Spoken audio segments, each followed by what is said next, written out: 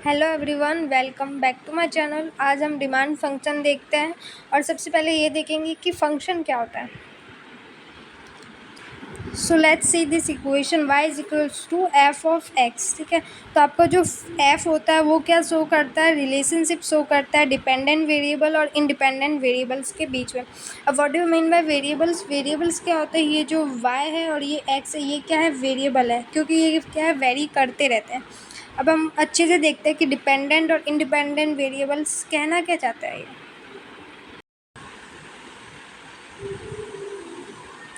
अब ये जो y है आपका, ये तो मैंने बता दिया क्या है, ये डिपेंडेंट और ये क्या है, इंडिपेंडेंट। अब जैसे है ना, जैसे मैंने ये लिखा है y is equals to X plus two. अब x की वैल्यू अगर आप 2 कर देते हो ना, x को 2 मानते हो, तो +2 करके y क्या हो गया, 4 हो गया, है ना। अब देखो y is equals to X plus 8 है और x की वैल्यू हमने ली है 2। ठीक है, तो 2 + 8 कितना हो गया, 10। ठीक है, तो y की वैल्यू क्या हो गई, 10 हो गई ना। तो y क्या है, x के ऊपर क्या है, डिपेंडेंट है, और x क्या एक इंडिपेंडेंट वेरिएबल है।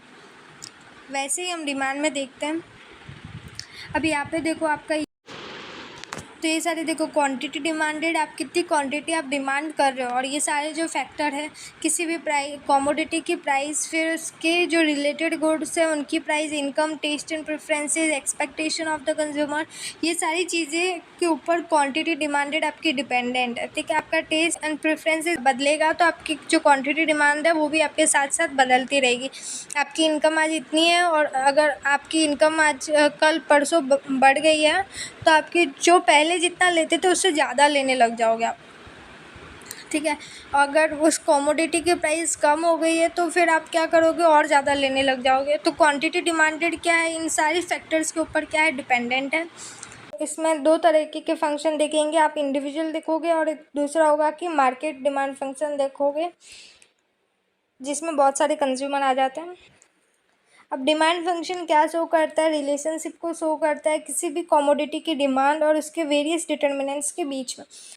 To aspect of demand, individual market, और इसके दो function, individual demand function and market demand function. अब आ जाता है आपका individual demand function. Individual demand function जो है ये शो करता है आपका क्या, तो जो इंडिविजुअल कंज्यूमर है मार्केट में, वो उसकी जो डिमांड है किसी भी कमोडिटी को लेके, तो वो किस तरीके से रिलेटेड अपने दूसरे फैक्टर्स के साथ, जैसे price of the own commodity, income, है ना, रिलेटेड गुड्स का प्राइस, टेस्ट, प्रेफरेंसेस, एक्सपेक्टेशन, तो इन सब से कैसे रिलेटेड है वो बताता है आपका इंडिविजुअल डिमांड फंक्शन। आपको डिमांड फंक्शन क्लियर हुआ? डिमांड फंक्शन क्या होता है कि किसी भी प्रोडक्ट की जो डिमांड है वो किसके ऊपर डिपेंडेंट होती है, जो डिटर्मिनेंट की वैल्यू होती है उनके ऊपर डिपेंडेंट होता है। ठीक है, ये जो आपका डिमांड है ना, सॉरी, ये जो डिटर्मिनेंट है ये आपको एक्सप्लेन करके बताता है कि ये जो डिमांड बदला है ना, ये मेरे वजह से ही बदला है। ठीक है, ये जो आपके ये जो डिटर्मिनेंट्स दिख रहे हैं आपको, ये क्या है, फैक्टर अफेक्टिंग भी बोलते हैं इनको, क्योंकि क्या है ना, ये जितने भी फैक्टर्स है, कभी क्या होता है, डिमांड इंक्रीज हो जाती है इन फैक्टर्स के वजह से, कभी डिमांड डिक्रीज हो जाती है, तो ये डिमांड की जो प्रोसेस है उसको क्या कर रहा है, अफेक्ट कर रहा है। That's why it is also called factor affecting. अब फटाफट हम इंडिविजुअल डिमांड जो डिटर्मिनेंट्स हैं उनके देख लेते हैं वन बाय वन एग्जांपल। सबसे पहले आपका आ जाता है own price of the commodity. ठीक है, इसमें क्या होता है, आपके किसी भी कमोडिटी का प्राइस बढ़ा तो डिमांड घट गई, और प्राइस घटा तो डिमांड बढ़ गई। ठीक है, इसमें इतना कुछ है ही नहीं, तो ये क्या इन्वर्स रिलेशनशिप शो कर रहा है, तो ये भी क्या है, अफेक्ट कर रहा है ना। Next one is price of related goods, substitute good और कॉम्प्लीमेंट्री गुड्स। सब्स्टिट्यूट गुड्स क्या होता है कि इस चीज़ की जगह हमने ये चीज़ यूज़ कर दी। ठीक है, दोनों सेम ही है, इनका रिजल्ट दोनों का सेम ही आ रहा है, जैसे कॉफ़ी पियो या चाय पियो, दोनों का रिजल्ट तो सेम ही आने वाला है, फ्रेश माइंड ही होने वाला है। ठीक है, गुड़ की जगह चीनी यूज़ करो, दोनों सेम ही है, मतलब दिखने में सेम नहीं है, पर अगर आप किसी दाल में डाल देते हो तो दाल गुड़ से मीठा करो या चीनी से मीठा करो, दोनों से मीठा करो, बाद में थोड़ी पता पड़ेगा कि क्या डाला है। तो आपका एक में प्राइस बढ़ गया ना, जैसे चीनी में चीनी का प्राइस बढ़ गया, तो आप किसके ऊपर शिफ्ट हो जाओगे, गुड़ पे हो जाओगे, तो इसका प्राइस बढ़ने की वजह से दूसरे की डिमांड बढ़ गई। अब इसका प्राइस कम होने की वजह से इसकी डिमांड क्या है, बढ़ गई, और इसकी डिमांड क्या हो गई, कम हो गई। कॉम्प्लीमेंट्री गुड्स क्या होता है, दोनों साथ साथ में चलते हैं, ठीक है। जैसे क्या है, पेट्रोल और कार, पेट्रोल का प्राइस बढ़ा ना, तो आपका क्या होगा, इफ़ेक्ट होगा कार के ऊपर। कार क्या है, लोग कम खरीदने लग जाएंगे। जैसे ही पेट्रोल का प्राइस कम हुआ, कार और ज़्यादा परचेज करने लग जाएंगे। तो ऐसी चीज़ें तो दोनों साथ साथ में चलती होती है। जैसे पेन और उसके अंदर में जो इंक होती है वो, ब्रेड और बटर, ठीक है। अभी यहाँ पे एक इनकम ऑफ द कंज्यूमर जो है, देखो आपकी जो इनकम है कंज्यूमर की, तो वो बढ़ती है। इनकम क्या है, जब भी बढ़ती है ना किसी भी कंज्यूमर की, तो उसकी जो क्वांटिटी डिमांडेड है, वो जो इतनी क्वांटिटी डिमांड कर रहा है उस कमोडिटी की, वो भी बढ़ती है। तो जैसे जैसे नॉर्मल गुड्स की बात कर रहे हैं, नॉर्मल गुड्स में क्या होता है, जब भी इनकम बढ़ती है आपकी क्वांटिटी डिमांडेड भी बढ़ती है। But when we talk about inferior goods, inferior goods के केस में क्या होता है, भले आपकी इनकम कितनी भी बढ़े, ठीक है, आपकी इनकम कितनी भी बढ़े, पर आपका जब इन्फीरियर गुड्स की बात आती है तो उनकी जो क्वांटिटी डिमांडेड है वो क्या हो जाती है, कम ही रहती है। जैसे आपको आइसक्रीम बहुत पसंद है, ठीक है, आपकी इनकम बढ़ी, आपने एक और एक्स्ट्रा आइसक्रीम खरीदने लग गए। और अगर करेला है तो उसकी डिमांड क्या हो जाएगी, भले आपकी इनकम कितनी भी बढ़े, आप कम ही करोगे परचेज। अब डिमांड क्या होती है टेस्ट एंड प्रेफरेंसेस के लिए, कि जहाँ पर आपका प्रेफरेंसेस मैच हो रहा है, आपका टेस्ट डेवलप हो रहा है उस गुड्स के लिए, तो वहाँ पर आपकी डिमांड उस कॉमोडिटी के लिए इंक्रीज हो जाएगी। और अगर आपका कहीं मतलब ऐसा हो रहा है कि ये जो कॉमोडिटी है मेरे मैचिंग नहीं है, मेरे टाइप का नहीं है, तो वहाँ पे आपकी डिमांड क्या हो जाएगी, उन गुड के लिए आपकी डिमांड क्या हो जाएगी, डिक्रीज हो जाएगी। तो इन सारी चीज़ों के ऊपर भी आपकी डिमांड क्या होती है, डिपेंडेंट होती है। जितनी ज़्यादा एडवर्टाइजमेंट करोगे उतने ज़्यादा लोग देखेंगे और उतनी ज़्यादा आप वो चीज़ परचेज करेंगे, ठीक है। न्यू फैशन में चल रही है तो उन जीन्स का ज़्यादा परचेज करेंगे जो अभी ट्रेंड में चल रही है।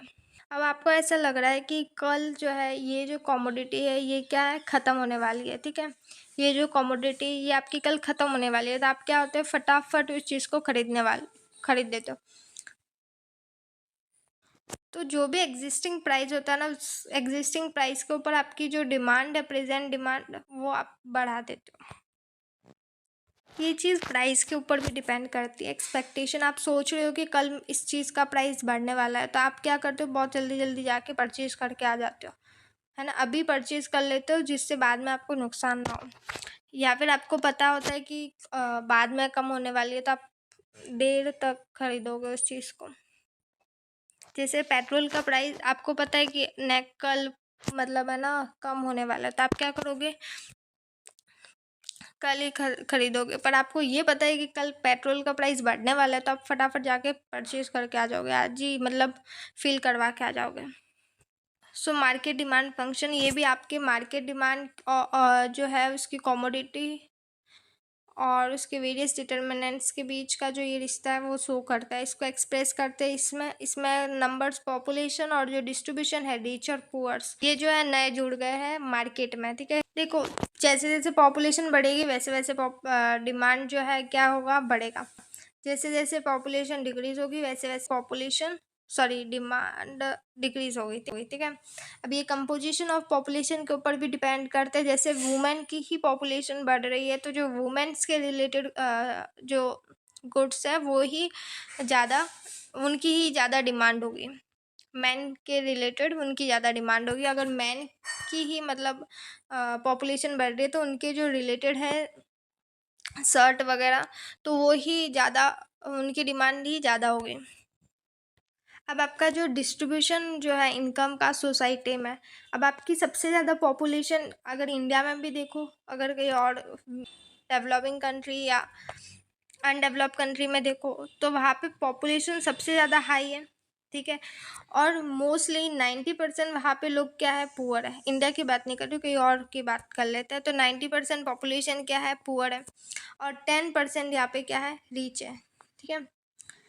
तो अगर ये सबसे ज़्यादा इनके पास पैसे बहुत है तो ये गुड्स की डिमांड भी बहुत करेंगे। पर मोस्टली हमारी 90% पॉपुलेशन क्या हो रही है, डिमांड ही नहीं कर रही है, तो डिमांड क्या है, लो है।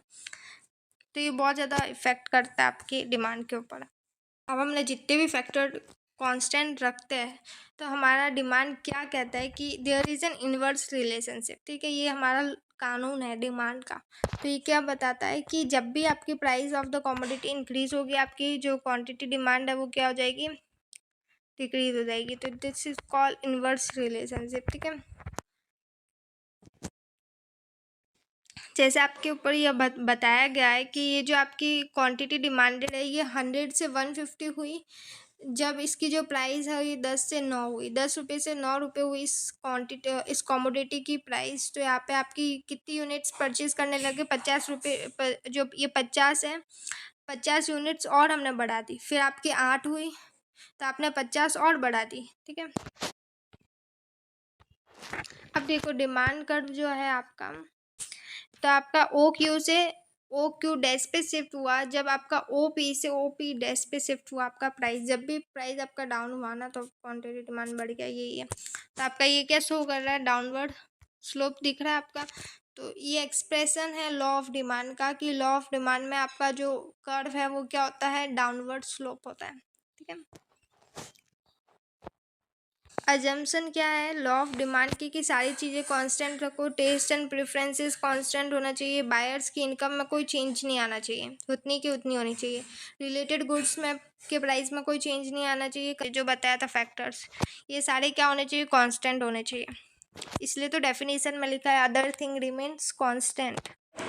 सो your next topic is why does the demand curve slope downward. So there are 4 to 5 reasons. So we will cover the first reason, that is law of diminishing marginal utility. आपने देखा ही होगा कि जब भी हम किसी कमोडिटी का consumption करते हैं तो ये लॉ क्या कहता है कि जब भी आप कंज्यूम करते हो ना कोई भी कमोडिटी, तो फिर उसकी जो सेटिस्फेक्शन है वो डाउन डाउन डाउन डाउन चलता रहता है और फिर एक क्या हो जाता है, नेगेटिव पे आ जाता है ना। ये आपने देखा है law of diminishing marginal utility में, कि जब भी आपका कोई भी कमोडिटी का कंजम्पशन करते रहते हो तो उसका सेटिस्फेक्शन डाउन आता है कि नहीं आता। तो फिर क्या है, पहले जैसे कि आप 10 गिलास पी रहे हो, ठीक है, नहीं पहले आपने 1 गिलास पिया, फिर एक और गिलास पिया, फिर एक और गिलास पिया, फिर एक और गिलास पिया, ऐसे पीते ही गए पानी। ठीक है, तो क्या हुआ, आपका जो सेटिस्फेक्शन है, एक पहले 1 गिलास पिया तब थोड़ा और प्यास लग रही थी तो इतना कम नहीं हुआ, थोड़ा सा 1 पॉइंट जितना कम हुआ। ठीक है, दूसरा गिलास पिया तो अपनी सेटिस्फेक्शन थोड़ा कम हो गया, उसके बाद और पिया, उसके बाद और पिया, तो फिर इतना थोड़ी आप कर पाओगे हैंडल, तो आपका सेटिस्फेक्शन डाउन जाते जाते नेगेटिव पे चला जाता है। तो ये भी एक रीज़न है कि आपका जो लॉ ऑफ डिमांड का जो ये स्लोप है ये क्या हो जाता है, डाउनवर्ड जो स्लोप है ना, तो उसका रीज़न एक ये भी हो जाता है। ठीक है, देखो नेक्स्ट वन क्या है, इनकम इफेक्ट। ठीक है, तो आपका जब रियल इनकम क्या हो जाती है, जब आपकी प्राइस फॉल हो रही है किसी भी कमोडिटी की और रियल इनकम इंक्रीज़ हो रही है, तो आपको कमोडिटी की जो डिमांड है वो क्या हो जाएगी, बढ़ जाएगी, और वैसे वाइसा वर्सा चलेगा। तो ये भी क्या है, आपको डाउनवर्ड स्लोप दिखा रहा है। फिर आ जाता है आपका सब्स्टिट्यूट गुड। अब जैसे है ना, आपकी कोई कमोडिटी एक क्या है, इसका प्राइस बढ़ गया तो दूसरी की क्या है, आपने डिमांड इंक्रीज़ कर दी, है ना। दूसरी कमोडिटी की आपने क्या कर दी, डिमांड को इंक्रीज़ कर दिया, और उसकी कम हुई तो उसकी डिमांड को इंक्रीज़ कर दिया। तो ये भी आपको क्या है, एक डाउनवर्ड स्लोप दिखा रहा है, क्योंकि डिमांड का एक्सप्रेशन हो रहा है सब्स्टिट्यूशन इफेक्ट की वजह से।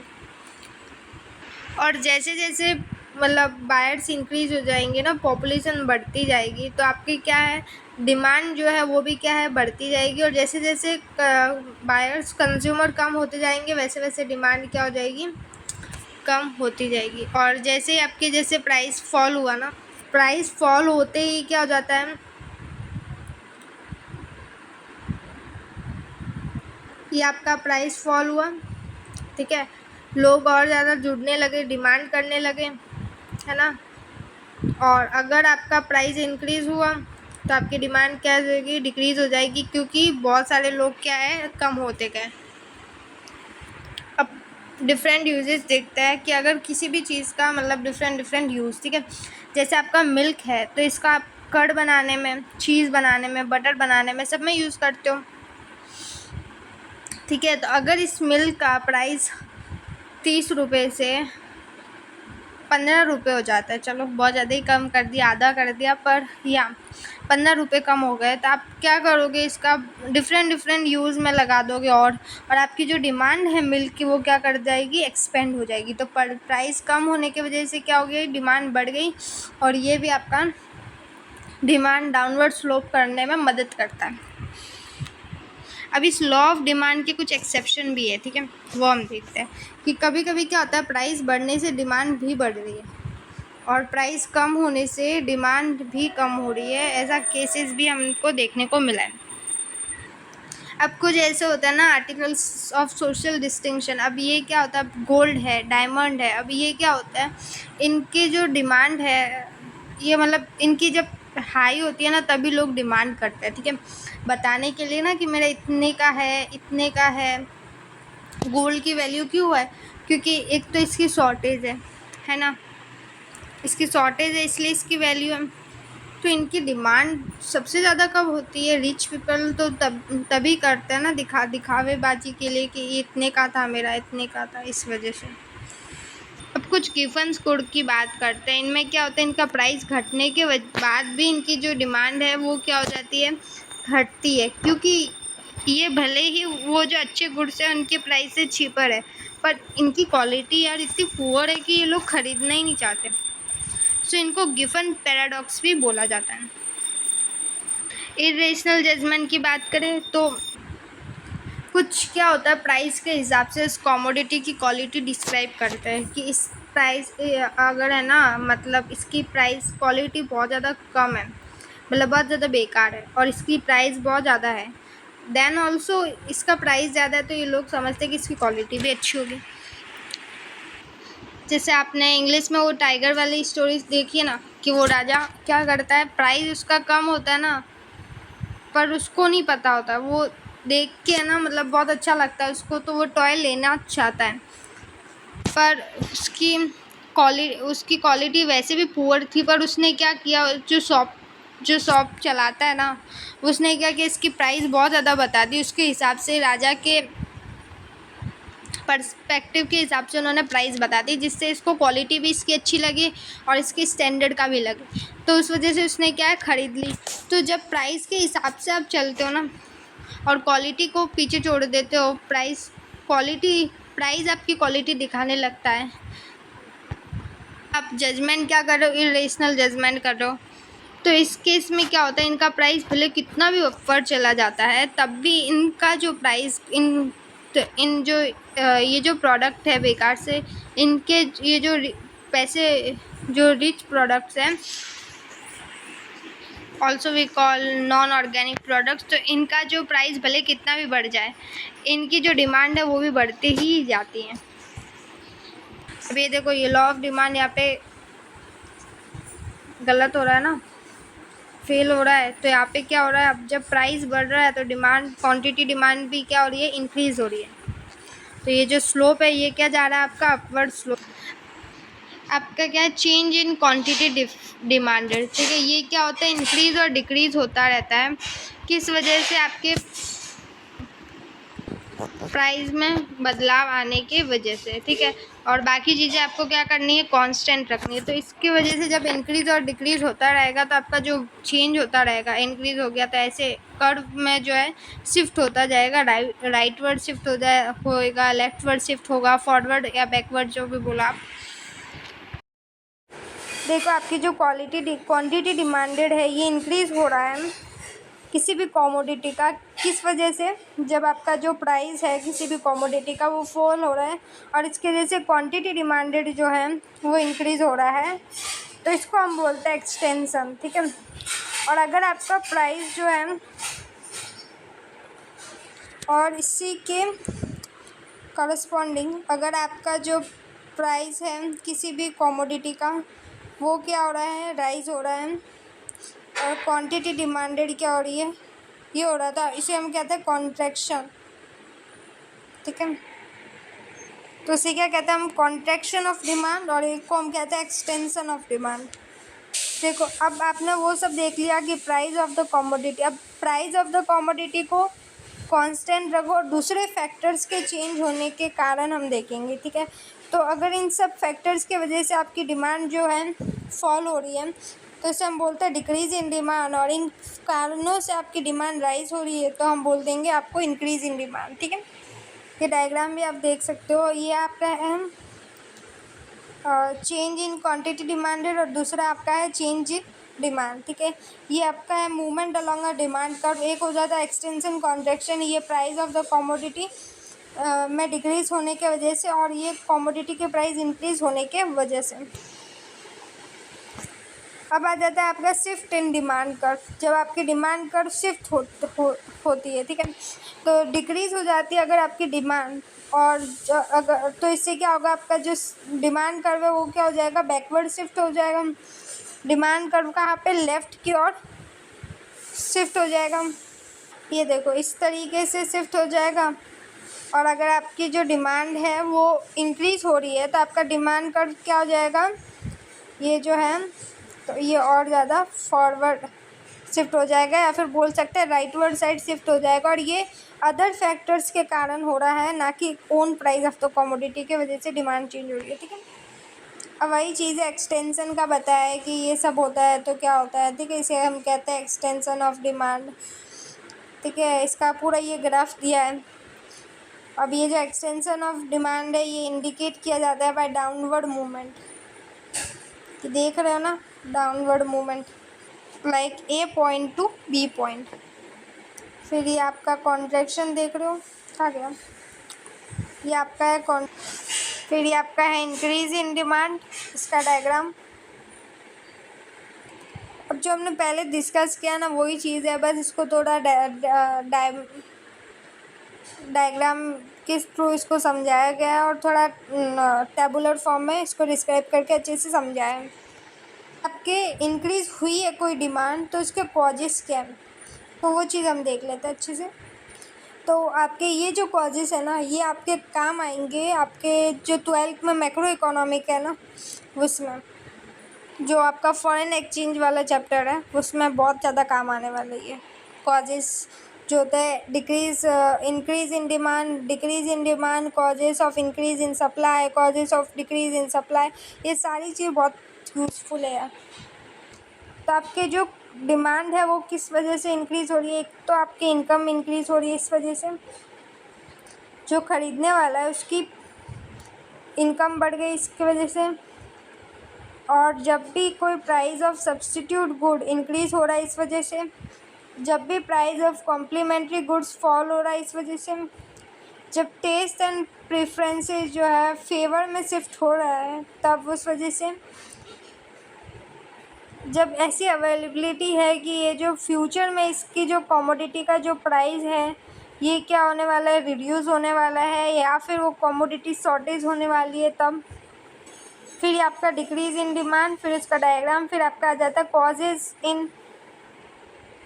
Causes of decrease in demand, ठीक है। ये क्या होता है, आपके इनकम ऑफ द कंज्यूमर, आपकी जो इनकम है वो क्या हो गई, फॉल हो गई, ठीक है।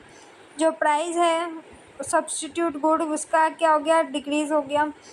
जब कॉम्प्लीमेंट्री गुड्स का प्राइस इंक्रीज़ हो गया उस वजह से टेस्ट एंड प्रेफरेंसेस का जो शिफ्ट हो गया अगेंस्ट द कमोडिटी, ठीक है। ये चीज़ आपको पसंद नहीं आ रही तो इस वजह से आपकी डिमांड कम हो गई। एंड जो अवेलेबिलिटी अभी ऐसा बोला कि राइज़ होने वाला है तो आपकी डिमांड कम हो गई नियर फ्यूचर में, ठीक है। ऐसा एक्सपेक्टेशन है कि नियर फ्यूचर में ये चीज़ राइज़ होने वाली है तो आप क्या करोगे, कम कर दोगे। अब ये so what is cross price effect, जो भी इफ़ेक्ट आने वाला है change in price of related goods के वजह से डिमांड के ऊपर फॉर अ कमोडिटी, तो उसे हम कहते हैं क्रॉस प्राइस इफ़ेक्ट, ठीक है। तो ये जो भी प्राइस के अंदर बदलाव आने की वजह से जो भी डिमांड के ऊपर जो इफ़ेक्ट आने वाला है ना किसी भी कमोडिटी की, उसे हम रिलेटेड गुड्स की कमोडिटी के ऊपर, तो उसे हम कहते हैं क्रॉस प्राइस इफ़ेक्ट। अब डिमांड देखेंगे कमोडिटी की सब्स्टिट्यूट गुड्स के रिस्पेक्ट में, जब आपकी प्राइस ऑफ सब्स्टिट्यूट गुड क्या हो जाती है, इंक्रीज़ हो जाती है। तो जब भी आप किसी एक सब्स्टिट्यूट गुड का प्राइस बढ़ने की वजह से आप क्या करोगे, दूसरे सब्स्टिट्यूट गुड की क्वांटिटी में आप क्या कर दोगे, इंक्रीज़ कर दोगे। अब ये देखो, जब आपका टी का प्राइस तो आपका क्या है कांस्टेंट, और कॉफ़ी का प्राइस आपका बढ़ गया, तो आप क्या करोगे, टी और ज़्यादा थोड़ी और टी क्या करोगे, आप कंज्यूम करोगे या फिर बाय करने लग जाओगे। यही था, इतना सा था बस। अब आ जाता है आपका decrease in price of substitute good. जब आपके कॉफ़ी का जो प्राइस है ना वो क्या हो जाएगा, डिक्रीज़ हो जाएगा, तो आप क्या करोगे, कुछ कॉफ़ी आप क्या करोगे, सब्स्टिट्यूट करोगे इन प्लेस ऑफ टी, है ना। अगर आपका कॉफ़ी का प्राइस कम हो रहा है तो आप क्या करोगे, थोड़ा जितना आप पहले टी पीते थे ना, चाय जितना पीते थे, उसकी जगह आप क्या करोगे, थोड़ी और ज़्यादा कॉफ़ी पीने लग जाओगे।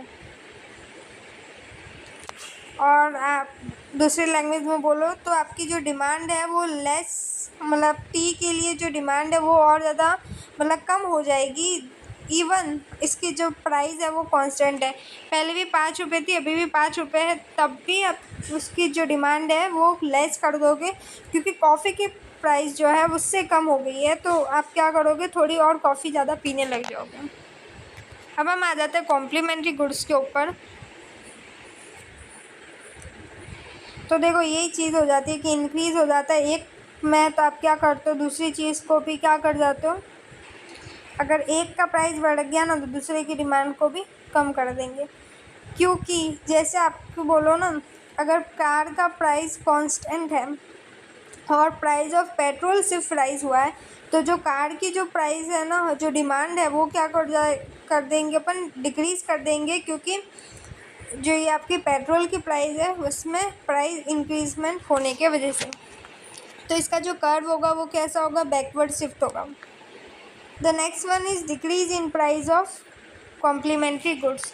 अगर आपका जो प्राइस है पेट्रोल का ये डिक्रीज़ होता है, तो आपका जैसे प्राइस है पेट्रोल का ये डिक्रीज़ हो गया, तो लोग क्या करेंगे, और ज़्यादा कार्स को परचेज़ करेंगे, even when the price of the car is constant. तो यहाँ पे क्या होगा, फॉरवर्ड शिफ्ट हो जाएगा, उसमें क्या था, बैकवर्ड शिफ्ट हो जाएगा।